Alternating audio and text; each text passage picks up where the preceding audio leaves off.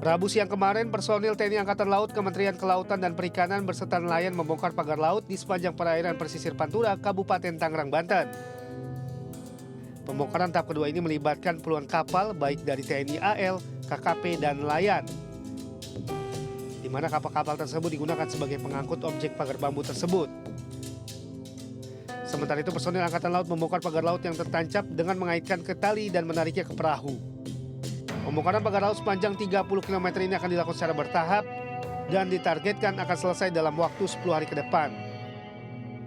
Sementara itu, Menteri ATR Kepala BPN Nusron Wahid yang turut ikut menyaksikan pembongkaran pagar laut akan mencabut sertifikat hak guna bangunan dan sertifikat hak milik atas pagar laut di perairan Tanjung Pasir, Teluk Naga, Tangerang, Banten. Nusron menyebut penerbitan ratusan SHGB dan SHM tersebut cacat prosedur dan cacat material karena berada di luar garis pantai.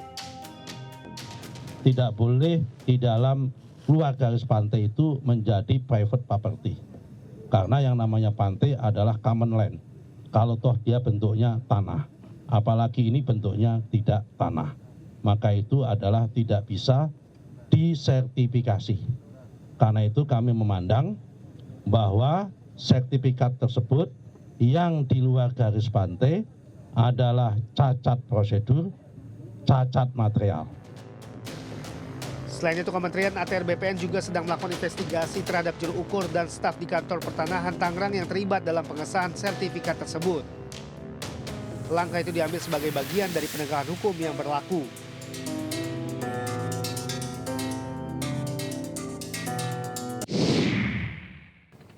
Pemirsa, saat ini saya tengah berada di kapal dari KKP di Hiu 06 dan kami berkesempatan untuk melihat langsung seperti apa proses pembongkaran pagar laut yang sempat meresahkan para nelayan khususnya yang berada di Tangerang.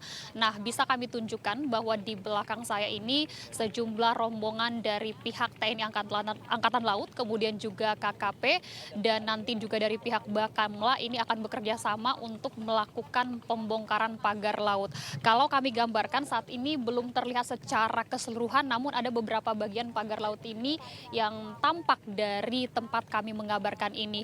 Nanti prosesnya ini tentunya akan dibongkar secara berangsur, secara perlahan, karena panjangnya ini dari yang kita ketahui adalah 30,16 km, ini membentang di 16 desa, mencaplok 16 desa dengan 6 kecamatan. Nah, tidak hanya itu, nanti proses pembongkaran pagar laut ini juga akan dibantu para nelayan, karena nelayan juga mengaku bahwa mereka akan tentunya membantu dari pihak terkait khususnya KKP untuk melakukan pembongkaran pagar laut. Kita akan lihat seperti apa mekanismenya, karena dari pagar laut ini sudah sempat dibongkar dari pihak KKP karena sempat dilakukan juga penyegelan, di mana ini sudah dilakukan pembongkaran kurang lebih 2 km. Ini masih banyak yang harus dibongkar tentunya.